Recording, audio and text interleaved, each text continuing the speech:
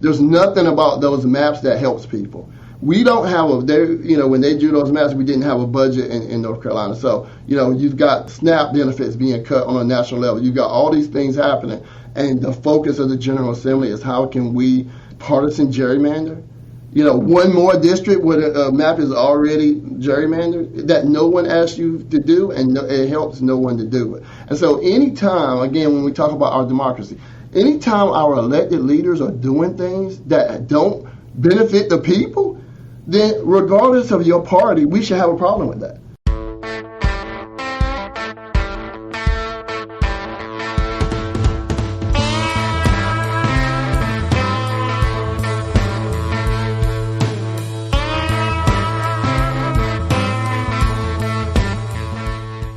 Hey there, I'm Jesse Fox Mayshark, and this is Headlights, Voices from the Progressive South. Headlights is a production of the Progressive South, a nonprofit media platform dedicated to amplifying progressive voices and values across the southern United States. Voices like Marques Thompson, organizing director for the group Democracy North Carolina. It's a nonpartisan nonprofit that advocates for voting rights and fair representation in the Tar Heel state. He had a lot of interesting things to say about the challenges and necessity of advocating and organizing in an especially contentious political environment. That conversation's coming up, and later we'll check in on an exhibit in Nashville that pays tribute to a rich musical legacy out of Alabama. But now, the weekly news roundup. Of course, the news last week was dominated by a couple of acts of government violence that did not take place in the South. The removal by U.S. forces of the president of Venezuela, and the killing in Minneapolis of unarmed observer Renee Good by a federal immigration officer. I'm not going to talk about those because it's not my beat, and there are plenty of other people doing that, but I wanted to acknowledge them because they occupied my thoughts for much of the first week of 2026, as they probably did many of yours. Here in the South, the new year picked up much where the old one left off. The three stories I want to hit on this week are follow-ups or updates on some familiar themes. Voting maps in Louisiana, children's nutrition funding in Tennessee and other states, and curriculum crackdowns in Texas. First, those Louisiana maps. We have, of course, talked about this before. In 2022, a federal court found that the state's congressional maps were racially discriminatory, since they allowed for the likelihood of a black representative in just 1 out of 6 districts. This in a state where the population is about 1/3 black. In 2024, Louisiana adopted a new map, creating a second majority-minority district, which is currently represented by Congressman Cleo Fields, a Democrat. But a group of white voters challenged that map, essentially alleging that in trying to remedy the racism of the previous maps, it had committed a reverse kind of discrimination. That case was argued before the Supreme Court last fall, and several conservative justices sounded ready to further restrict the use of the 1965 Voting Rights Act to craft majority-minority districts. Republican legislators in many southern states are awaiting that decision eagerly, hoping it will allow them to further gerrymander their states for partisan purposes without regard to the impact on racial representation. There had been some hope that the Supreme Court's conservative majority might even rush the decision and deliver it in the middle of the court's term, in time to redraw those maps ahead of the 2026 congressional elections. In Louisiana, the state legislature even held a special session in October to delay qualifying deadlines for this year's election by a month, in case the decision came down by the end of 2025. But it didn't. And at this point, court observers expect that it probably won't appear until near the end of the court's term in June, when most major decisions are released. That would be too late to affect this year's elections in most states, whatever it might mean for the future. And it's already too late for Louisiana in particular. Even with that 1-month delay, the state no longer has time to draw new maps before the February qualifying deadline for this year's candidates. So for this year at least, it seems likely that Louisiana will again elect 2 black congressional representatives. But the great redistricting frenzy may not be over quite yet in the South. Florida Governor Ron DeSantis just last week called a special session of his state legislature for April to consider possible changes to its congressional maps. Florida has pushed its candidate qualifying deadlines back to June to allow time for new maps to be approved. The April timing is set to give as much time as possible for the Supreme Court to issue its decision in the Louisiana case. DeSantis said explicitly that he imagines the ruling will, quote, implicate at least one or two of the state's current majority-minority districts, which in practical terms means the legislature could redraw districts currently held by Black or Latino Democratic representatives without violating the Voting Rights Act. Now, Florida being Florida, there's some contentiousness around all of this, with the Republican-led Senate on board, but the Republican-led House talking about going ahead and doing a new round of redistricting in the next few months without waiting for the Supreme Court. There's also the problem for Republicans that drawing districts for purely partisan gain is barred by the Florida state constitution. Although the goal could be to rush maps through for this year's elections and deal with whatever legal challenges follow. The goal is to produce another 3 to 5 Republican-leaning congressional seats, adding to the massively gerrymandered advantage Republicans already have in the state. Despite that constitutional prohibition, the GOP already holds 20 of Florida's 28 districts. Meanwhile, here in Tennessee, Governor Bill Lee has, for the second year in a row, refused to apply for federal funds to provide food to lower-income children across the state during the summer. The Sunbucks program, as it's known, administered by the U.S. Department of Agriculture, provides $120 per school-age child to qualifying families, which can be used to buy groceries. For families who already receive SNAP benefits, the money's just added to their accounts. States that plan to participate this year were required to apply for the program by the end of December. Tennessee did not, becoming one of just 11 states that didn't opt in. Not surprisingly, 6 of those are in the South. Besides Tennessee, they are Florida, Georgia, Mississippi, South Carolina, and Texas. Lee's office didn't offer any comment on the issue to the Tennessee Lookout. The state is foregoing $84 million in federal funds, which would have helped feed 700,000 children. The program's intended to help families who rely on free school meals for their kids during the school year, but then have larger grocery bills during the summer. Last year, about a dozen Republican governors, including Lee, turned down the program, complaining that it was an expansion of the welfare state and or that it costs money to administer. In Tennessee, the administration cost is about $5 million. In other words, the program brings about $17 in federal aid for every dollar the state spends. As a substitute last year, Tennessee offered a much more limited program using state money, spending about $3 million to offer aid to children in just 15 of the state's 95 counties, and not in its 2 biggest cities, Nashville and Memphis. It served just 18,000 kids, less than 3% of those who would have been served statewide. In Texas, the state is turning down more than $400 million, which would help feed about 3.75 million children. Florida is foregoing about $260 million, which would help 2.1 million children.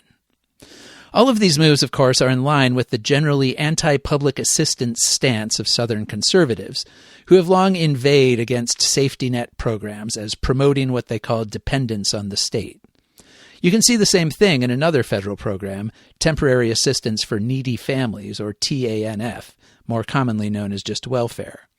Of the 10 states with the lowest TANF monthly payments, 7 are in the South. And of course, turning down the summer food money doesn't hurt only the families who would have received it. It also directly hits the state's economies. All of that money is spent in local grocery stores. According to the Food Research and Action Center, the economic impact of the program in Tennessee in 2024, the last year it participated, was at least $115 million into local cash registers and paychecks. And now to Plato. The Greek philosopher, one of the pillars of Western scholarship and civilization, is the latest victim of the ongoing crackdown on what conservatives call a DEI in education, by which they generally mean anything that discusses race, gender, sexuality, etc.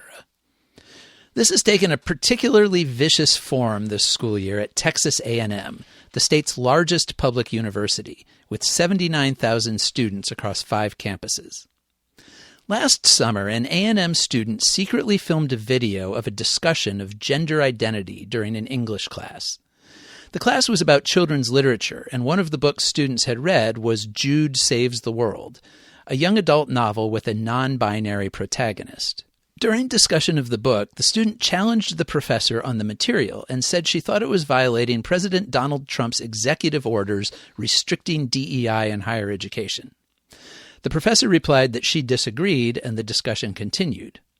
But the class was abruptly canceled a few days later, although the professor was not formally reprimanded, since she had not actually violated any school policy or state law.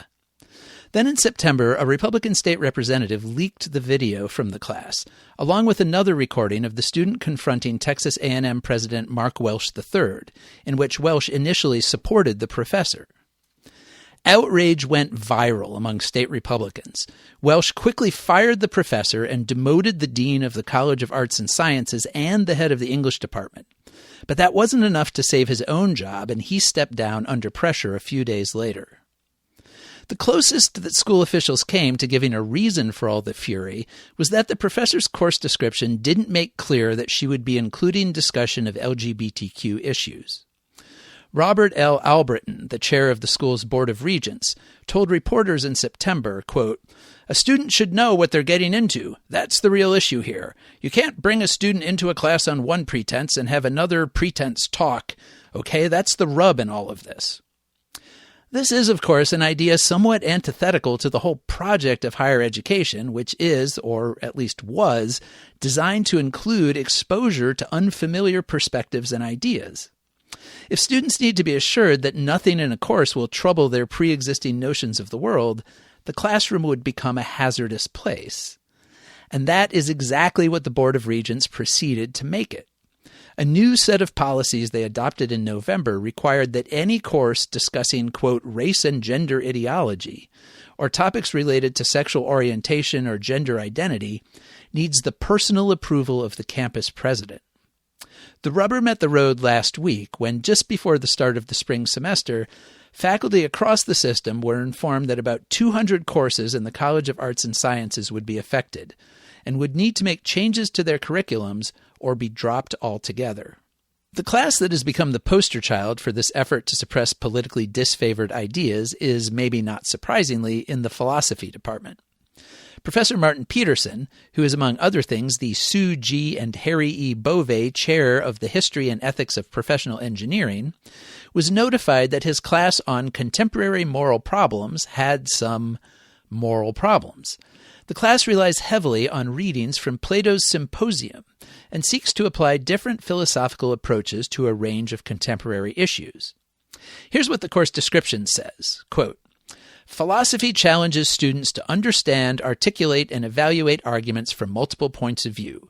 Students evaluate the claims, presuppositions, and reasoning of various positions, including one's own, on contemporary social problems, and analyze those problems using ethical and social theories," unquote.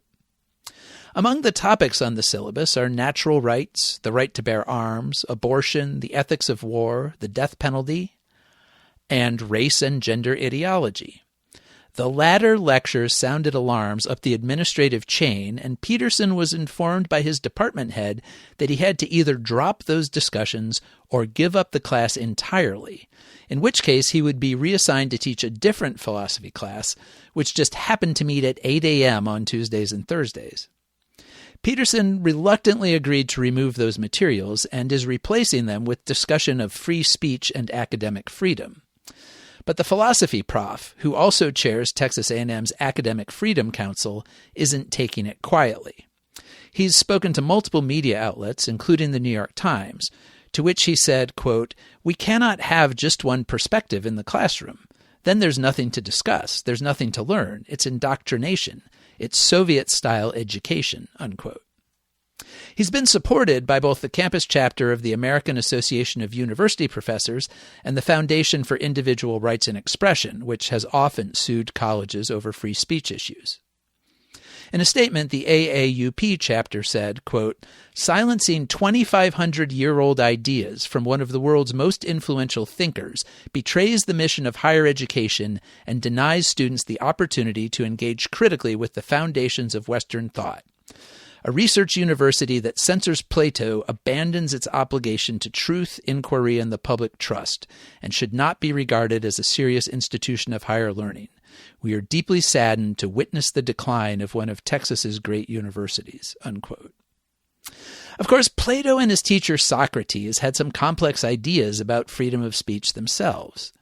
Socrates argued in favor of restricting education to only include poetry and stories that encouraged certain traits, like courage, obedience, and self-discipline. And, like the university administrators of today, Socrates ultimately found that he couldn't tailor his lessons sufficiently to appease the powers of his city. During a period of political turmoil and heightened civic passions, he was accused of corrupting the youth of Athens with dangerous ideas and of worshipping false gods. He was given poison and put to death. Maybe it's just as well if the Board of Regents doesn't hear about that.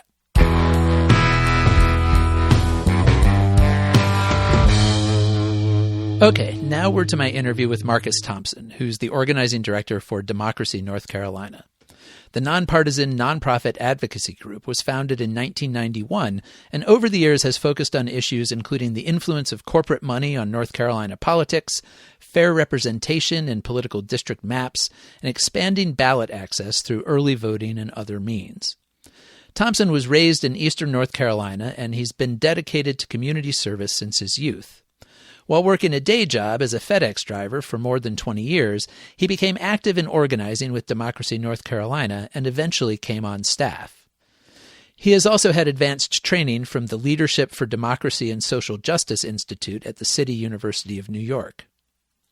As we've talked about here before, North Carolina is a politically fascinating state, one that in 2024 elected Democrat Josh Stein as governor while also voting for Trump for president.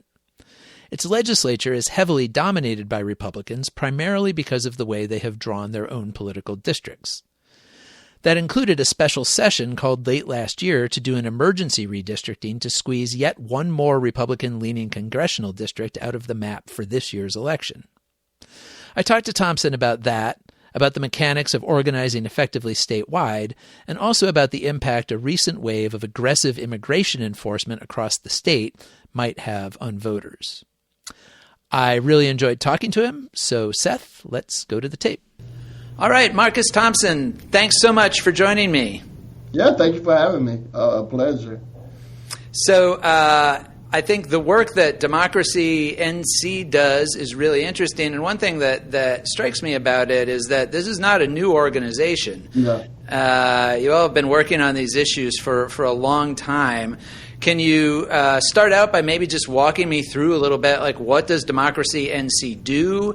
What do you focus on? And how do you do it? What are your strategies and your tactics? Yeah. So Democracy North Carolina, like you said, we've been around 33 years. We got our start from the civil rights movement and SNCC. So our founder is a awesome liberal young man, not so young anymore, but awesome guy.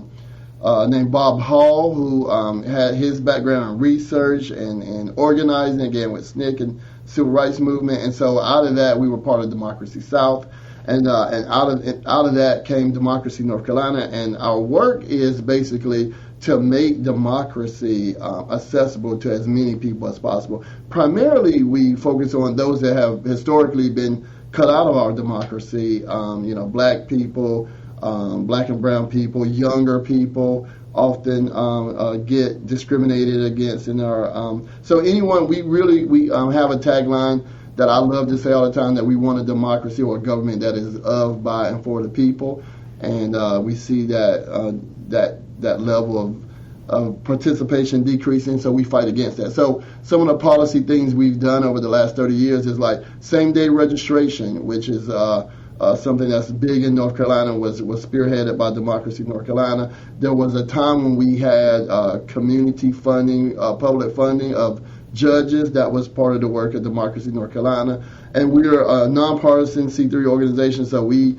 were big on exposing funding problems with both Democrats and Republicans in our history. And so now, as things changed, we spent a lot of time now pushing back on some of the egregious things that are happening in North Carolina from the General Assembly. So that's, the monster law. As I said, there was a time when we had like the worst voting rights law in the country, where they were trying to cut all the early voting sites and bringing photo ID, all of these things, and we were able to beat back that with a large coalition of folks in the state. And so Democracy North Carolina, yeah, that's our work, is to try to make sure that people have access to their democracy, know how it works, and make sure that it works for the people.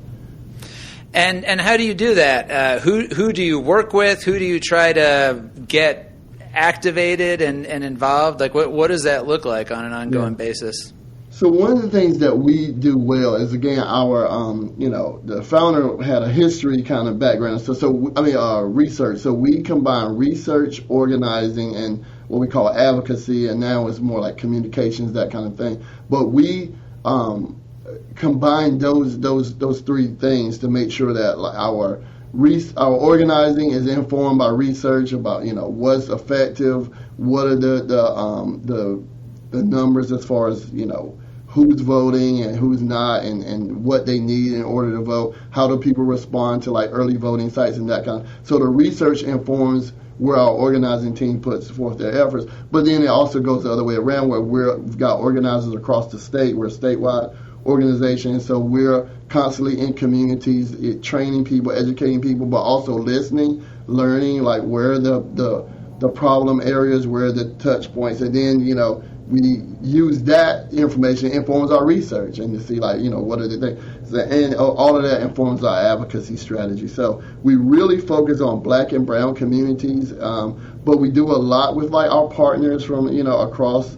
any interests, so we do a lot of work with right now immigration, and those people in that work are we're working closely with them. But criminal justice is something that we always do, the environmental movement, the LGBTQ movement. So any progressive organization that's working to help and the better the lives of people, that's going to require them to access their democracy, whether that be through elections or through advocacy or something. And so we're there to help with that process. And so you're the organizing director, right? Yeah. Mm-hmm. And you have then sort of like regional directors in the different areas of the state. Mm-hmm. Do you kind of coordinate all of those efforts? Absolutely. I try to as best as possible and try to have a coordinated front, because across the state there's always something that's happening locally where the organizers are handling that on a local level. But then there's things that we're doing across the state, like our county boards of elections monitoring. So that's a very, a local program when it's administered, but it's a statewide program. So across the state, we have, the same form where people are filling out, hey, this is what's happening at my county boards of elections. And then we'll have campaigns, because every county in North Carolina has a board of elections that decides, administers that election. And so, we'll have people across the state advocating for early voting plans, advocating for sites and that kind of thing. And a lot of times, now, pushing back against, where they want to cut it. I think probably maybe national attention. I know a lot of attention around the state is A&T, a historically Black university that typically would have a polling place. They're trying to pull it for the primary. And and so that people say, well, hey, we want that polling place there, and so that's the kind of work that we do across the state, and trying to, like you said, coordinate that and make sure that that everyone is clicking on the same page as best as possible. Mm-hmm. And I know you grew up in North Carolina. Can you talk a little bit about your background and kind of when did you become, I guess, politically aware and engaged? And what led you to the work you're doing now? So I was raised as one of Jehovah's Witnesses, and so they are they're not political, right? So I would go door to door, and I would, try to help people to know about God and to better their lives spiritually. But I always would, see people in these situations and know that some of the reasons why they were in those situations was political. And, and I had a concern not just for their eternal life, but their life right now, what can we do about that? And so as I got older and got away from that religion, and there was this guy, Barack Obama, was campaigning in 2008, and I was like, man, this is it really something. And of course, there was a lot of attention in North Carolina then. But I always tell the story of I did dabble with that, or I worked with that. But I'm a blue collar guy, man. I'm just a FedEx driver really at my heart. And so one day I'm driving a FedEx truck. I would get off of work. Well, the story is, and this is a real story, I'm also a person of faith, as I said. So I walk into the office after delivering packages or whatever, and it looks like the newspaper, I kid you not, it looks like it's glowing. I mean, there's a little square that looks like it's lit up to me. I go over there and look at it, and there's a invitation or a advertisement, whatever, for the coffee party was having a meeting in Greenville. Now, I had driven to Raleigh early on, to go to a meeting with these folks, but there was one happening in Greenville, and so where I'm from, where I was working, and so I went to the thing. I met a guy there, took an interest in me, two guys, and kind of took me under their wing, and next thing I know, I met that. So I show up at this meeting, and they're like, you're pretty good. You want to host the next thing that we're doing? I'm like, I just showed up. You want me to host something? They're like, yeah, you can do it. And a guy named Ray Solis, a great guy,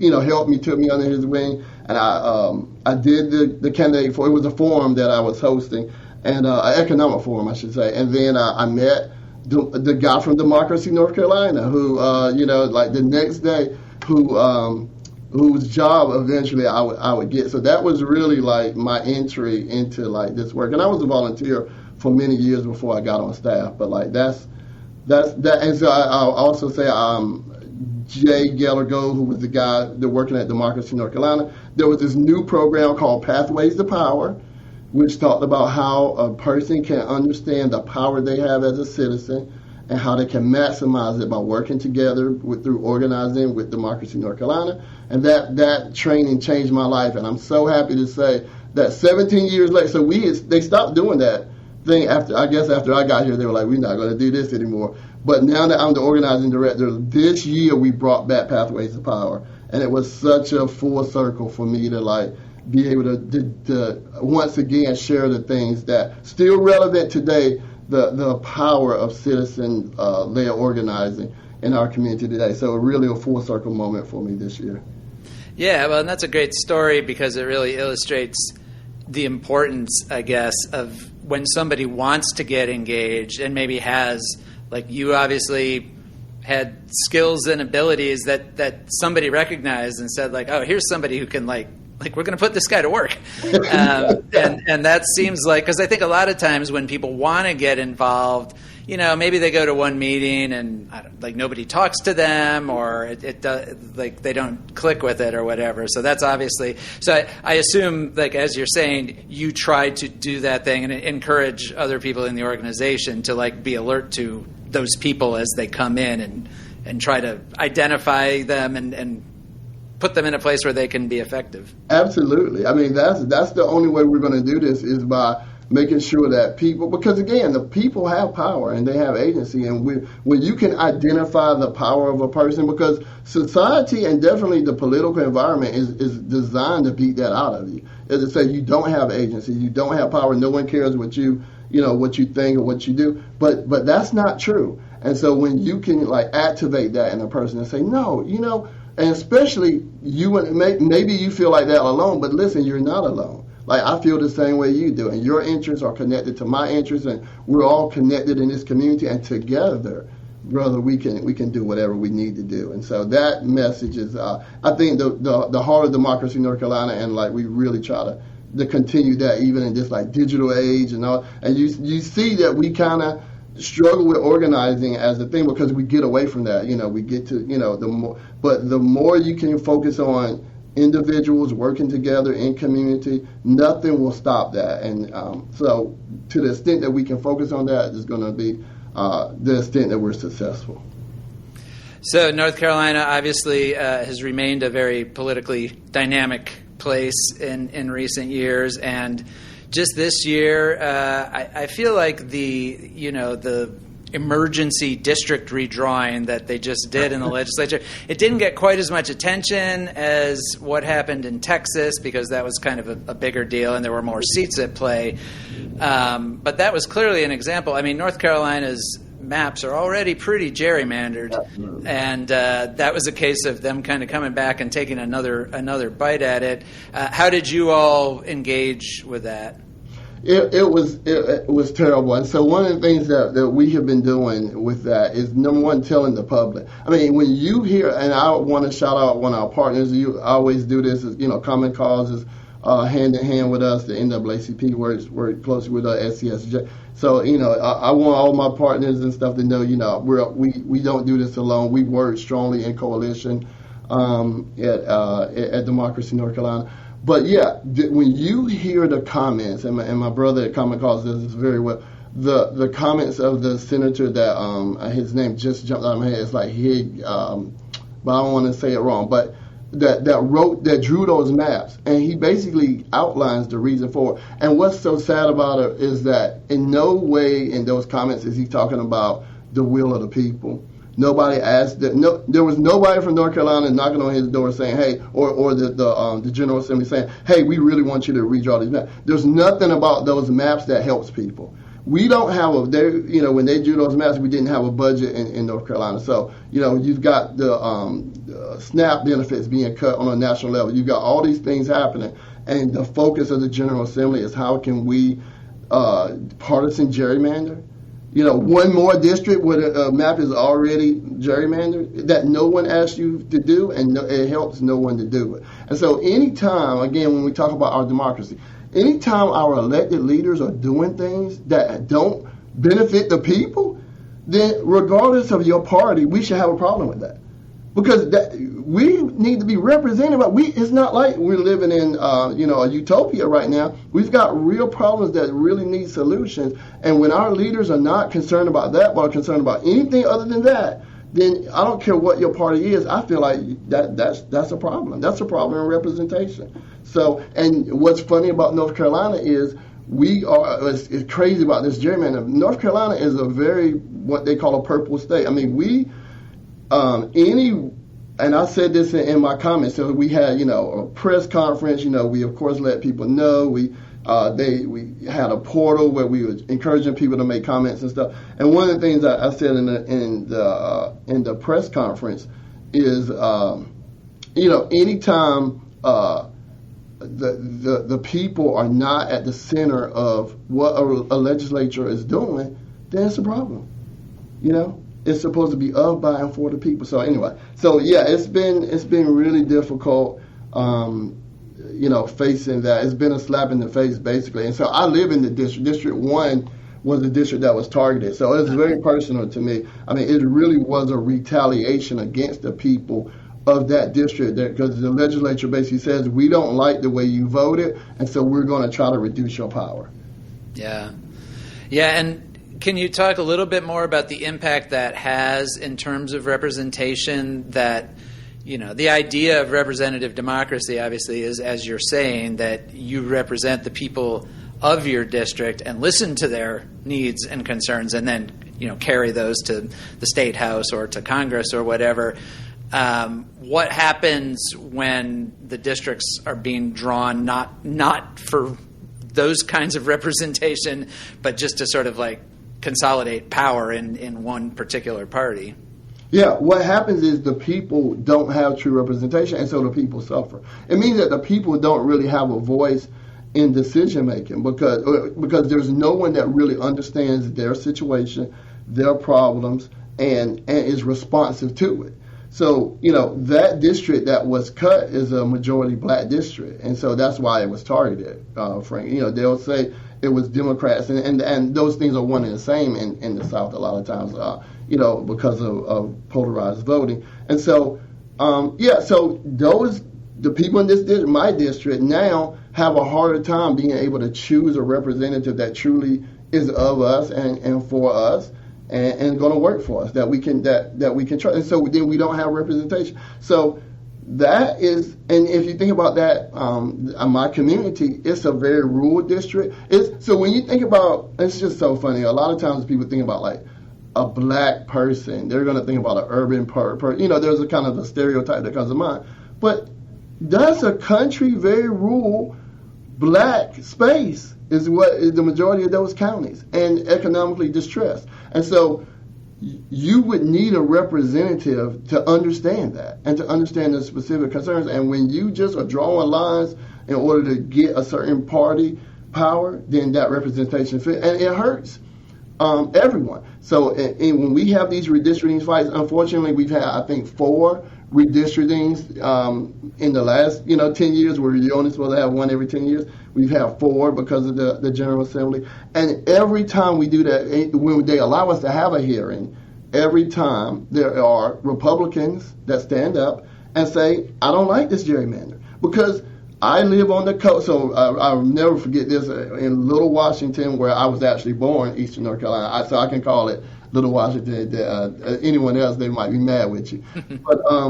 But the guy says, hey, I make my living on the river, and a white Republican guy, he said, I make my living from the river. I really care about that. And the way this district is drawn, we're going to be represented by a guy at the top of the state who doesn't know me and my. And so, people understand. People really want representation. They really, the power structures believe that party is the only thing that people care about. But when you know people and you talk to people, that's not what they try to make it like that. But most people care about, do you really understand me, my problems, and are willing to fight for me, whoever your party is. And so that's why you would get, in North Carolina, definitely, people vote for, Donald Trump, the Republican president, and a Democratic governor all the time, or a Democratic senator and a Republican because whoever they feel like will fight for them, that's who they're going to vote for. And so it's a terrible situation when the parties think that they don't respect the people enough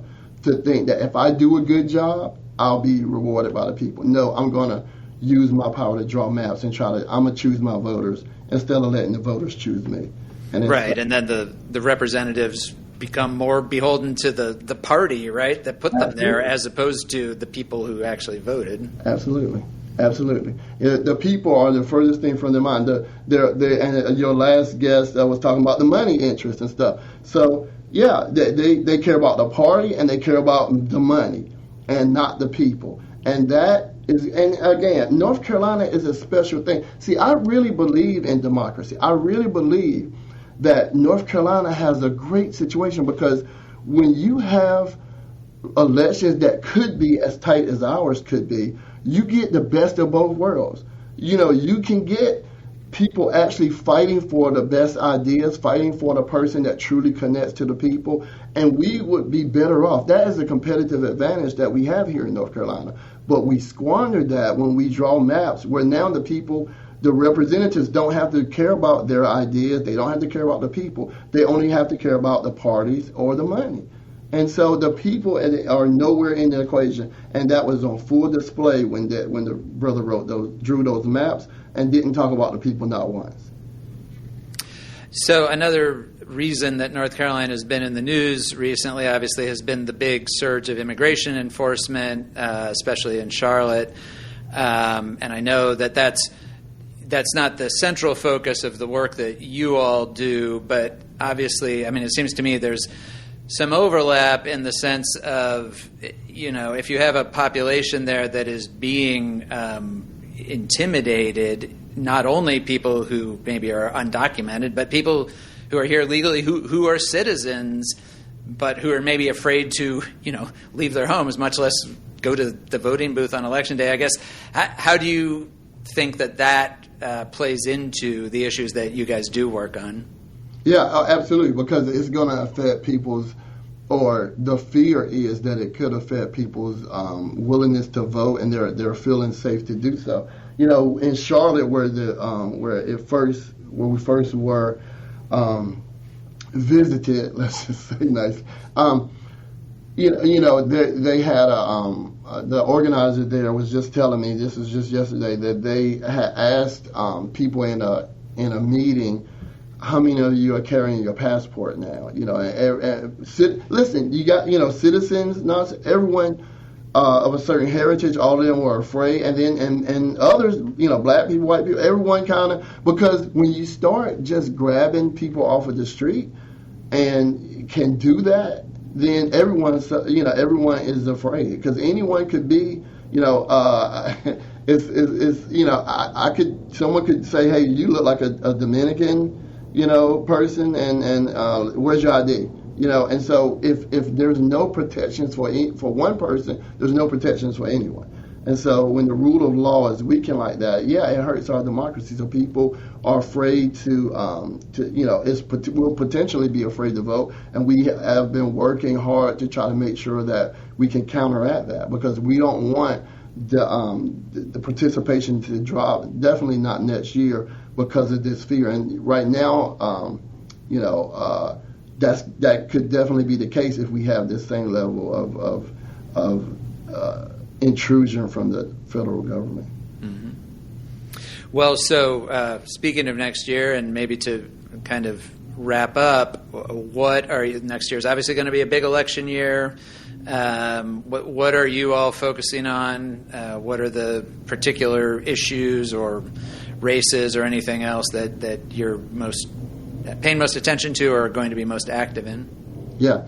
So next year we're going to be treating this as much as possible like a presidential year, as far as like just really trying to make sure that we protect early voting plans, do vote protection, and the race, we want to make sure that it doesn't get swept under the table. There's been word that maybe $1 billion might be spent on the Senate race. I've heard that number a couple of times now, and that's fine. But the state Supreme Court is a very, very important race for people to understand what's going on. So we just talked about partisan gerrymandering. The state Supreme Court ruled that partisan gerrymandering was unconstitutional in North Carolina, and then there was an election. The character of the Supreme Court changed, and they reversed themselves. They really came in and said, hey, that thing that we just decided, let's look at that again, and reverse themselves. It wasn't based upon, new evidence or new facts on the ground. So that Supreme Court is so important for us to have fair maps. In order for us to have fair maps, we got to have fair judges. And so we want to make sure that people understand, again, we're nonpartisan, but we want people to understand, like, the issues. We want them to know what's happening with the power that state Supreme Court has, and to be able to make their, vote knowing everything about that race and that power, the power of that court. Mm-hmm. And so how do you gear up for that? Is this going to be a, recruiting volunteers? I mean, is this going to be having people out to do voter education? Like, what is that going to look like? Absolutely. So we're going to be recruiting everybody so we'll be doing a lot of literature distribution. We'll be doing a lot of, what's on the ballot, flyers. We've got a voter guide that we'll be doing. So all of this is voter education trainings all the time, just to let people know what's going on and how they can participate. And of course, we'll be doing voter contact phone banking, door knocking, and all of that kind of stuff. But to do it at scale, we need each and everybody that is willing to be able to help and to say, one small action done over time, done repeatedly, means a lot in a state like North Carolina. And so we'll be working with our partners. We'll be registering voters. We do a lot of that through our partner organizations, registering. We'll give like mini grants to people on the ground, like food banks and stuff, where they're dealing with people and help them to register for voters. So all hands on deck. Anything we can do to make sure that people understand what's at stake in this election and how they can participate in it, we'll be doing it all next year. All right, and people can get information about all of that and how they can get involved if they want to at, I think it's democracync.org, right? Democracync.org, or you can go to our ncvoter.org is another website where we'll be hosting our voter guides and all the information about how to get registered, how to change your registration, when the elections are happening, all of those things. Democracy North Carolina and ncvoter.org are two websites to go to. All right, well, really interesting stuff, and really appreciate it. Thanks so much. Yeah, thank you. Thanks for having me.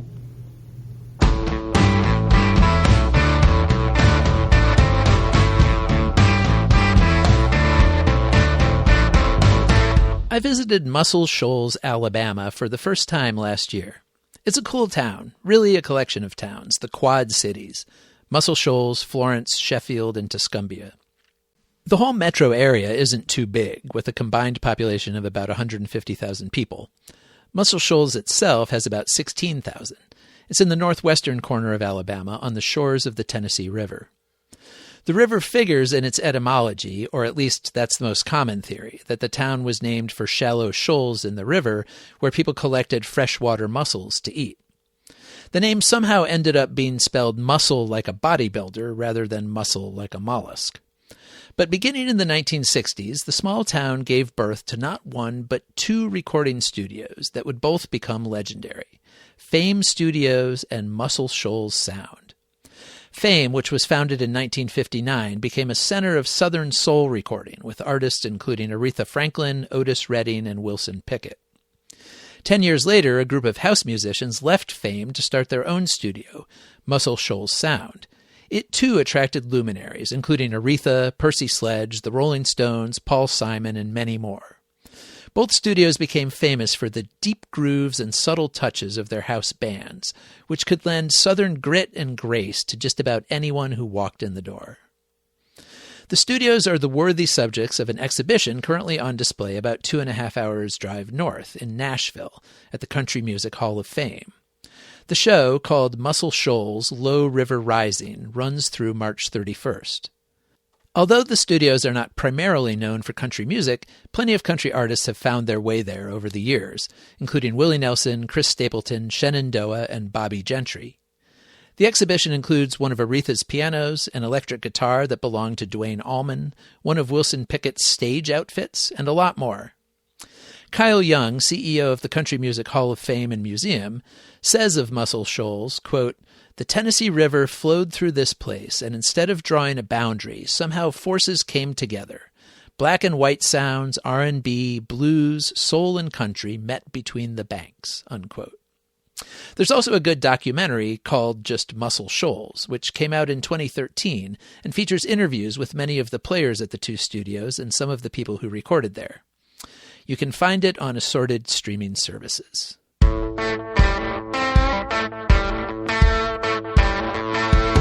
And that wraps us up for this week.